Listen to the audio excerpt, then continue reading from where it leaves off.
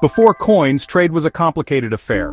Imagine trying to buy a loaf of bread with a chicken, or maybe just a portion of one. Bartering was the system. It relied on a coincidence of wants.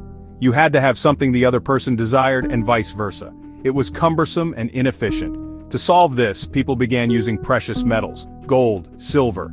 They were valuable, they were durable, they were divisible. But there was a problem. You had to weigh the metal every single time, and check its purity. This process was slow and opened the door to fraud. A new, more reliable system was desperately needed to lubricate the wheels of commerce across the ancient world. The breakthrough came from a small but wealthy kingdom in western Anatolia, modern-day Turkey. This was the Kingdom of Lydia. Around the 7th century BC, the Lydians invented the world's first true coins. They used a natural alloy called electrum. They shaped it into small bean-like lumps. They stamped those lumps with an official seal, a Lydian electrum coin showing a lion's head, one of the earliest coins in the world. This seal, often a roaring lion, was a guarantee. Under the Achaemenid Empire founded by Cyrus the Great, the Persian approach to coinage truly took shape. It was King Darius I who standardized it across his vast realm around 520 BC. He introduced two iconic coins, the gold daric, the silver siglos. The daric, weighing about 8.4 grams of nearly pure gold, was a high-value coin used for major state payments remunerating soldiers funding large construction projects. Its silver counterpart, the siglos, weighed around 5.6 grams used for smaller, everyday transactions.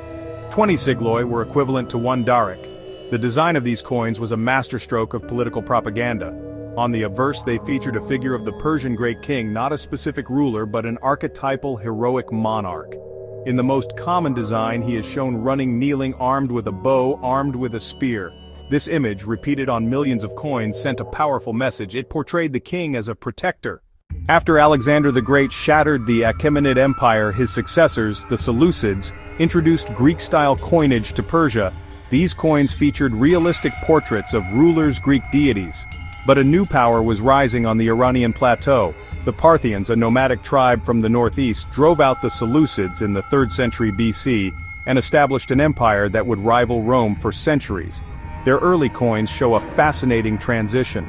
Initially they mimicked the Seleucid style, even using Greek inscriptions like Basileos Megalou, meaning Great King. The rulers were shown clean-shaven, wearing a simple diadem. As the Parthian Empire consolidated its power, its coinage began to evolve, reflecting a revival of Persian identity. The portraits of the king started to change: beards, elaborate hairstyles, nomadic trousers, jackets.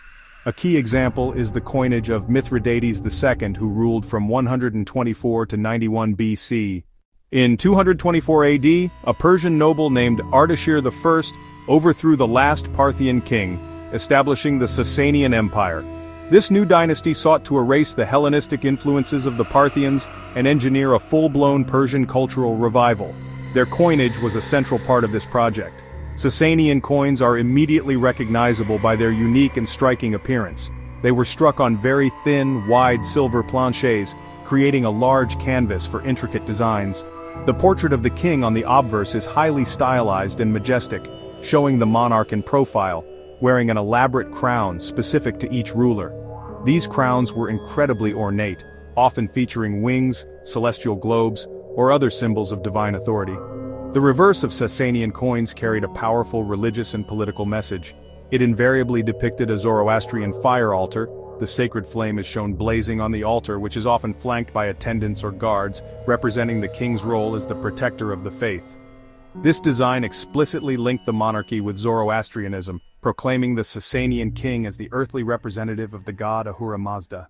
The Arab conquest of the Sasanian Empire in the mid-7th century AD brought about one of the most significant transformations in Iranian history. The early Arab governors were practical administrators. They kept using the trusted Sasanian silver drachm. For decades they minted coins almost identical to Yazdegerd III's. These are called Arab Sasanian coins. They kept the king's portrait and the Zoroastrian fire altar. Subtle changes began, small Arabic inscriptions in the margins. Example, short words like Bismillah, Bismillah, in the name of God, or the name of the local Arab governor. A transitional phase, Sasanian and Islamic designs coexisting on one coin. Conquerors asserting authority while avoiding economic disruption. Locals kept using familiar coins now stamped by their new rulers. The Great Reform came under Abd al-Malik ibn Marwan around 696 AD. He created a purely Islamic coinage. All pictorial imagery was removed. Portraits, fire altar, cross. This matched Islamic traditions, discouraging depictions of living beings. The arrival of the Mongols under Genghis Khan and his successors in the 13th century was a cataclysmic event for Iran. Cities were razed and the political landscape was shattered. The Mongol Ilkhanate, which ruled over Persia, initially issued coins that reflected the diverse religious landscape of their empire, sometimes featuring Christian crosses or Buddhist symbols alongside Arabic inscriptions. However, in 1295 the Ilkhanid ruler Ghazan Khan converted to Islam and initiated another major coin reform.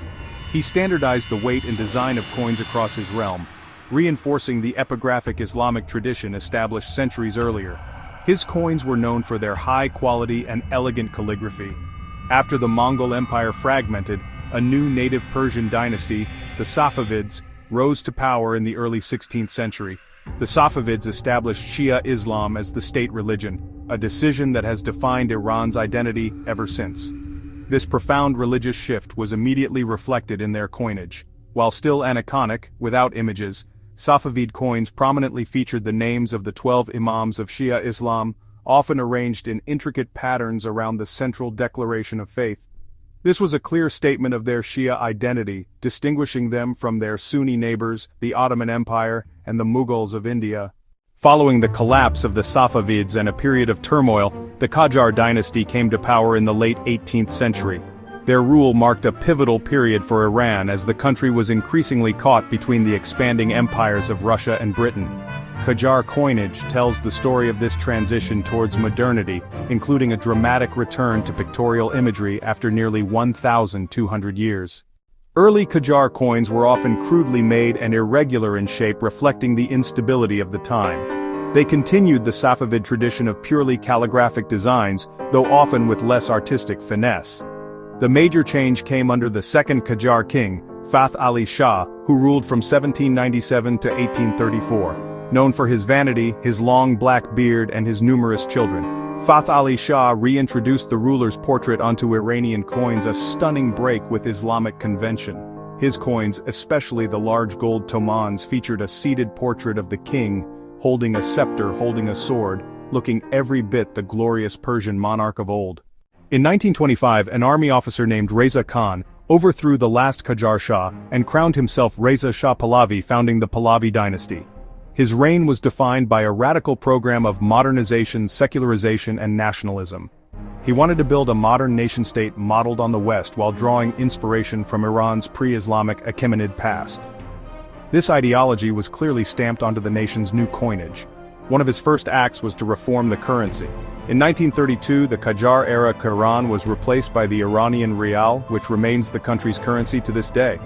1 Rial was divided into 100 dinars. The designs of Pahlavi coins were a complete departure from the Qajar style. The portraits of the Shahs were now rendered in a realistic Western style, showing the monarch in military uniform. A silver Pahlavi coin featuring the profile of Reza Shah Pahlavi in military uniform. Reza Shah's profile, stern and determined, appeared on the coins, projecting an image of a modernizing authoritarian leader. The lion and sun emblem was retained, redesigned in a more modern graphic style. All calligraphic script was replaced with clean, simple Pahlavi script.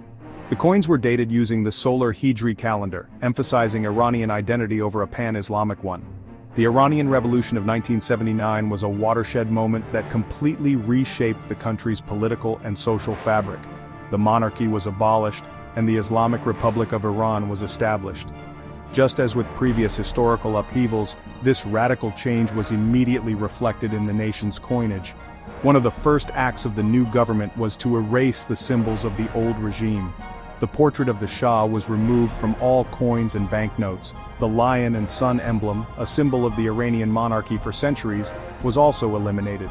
The new coins of the Islamic Republic adopted a different set of symbols. Instead of a ruler's face, the designs focused on themes central to the revolution and to Islam. Early post-revolution coins were often simple, featuring the new emblem of the Islamic Republic. The emblem, a stylized rendering of the word Allah that also resembles a tulip, a symbol of martyrdom in Shia culture. Other coins featured images of important mosques, such as the Imam Reza Shrine in Mashhad.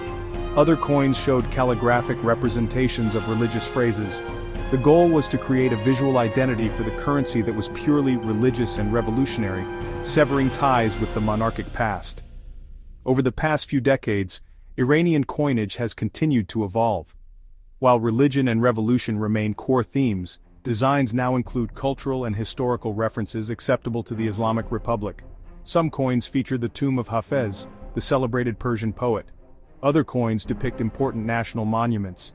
This shows a subtle shift toward re-embracing aspects of Iranian cultural heritage, curated to fit the Islamic Republic. Each small metal disc is a miniature monument, telling a rich story of empire, faith, art, and identity.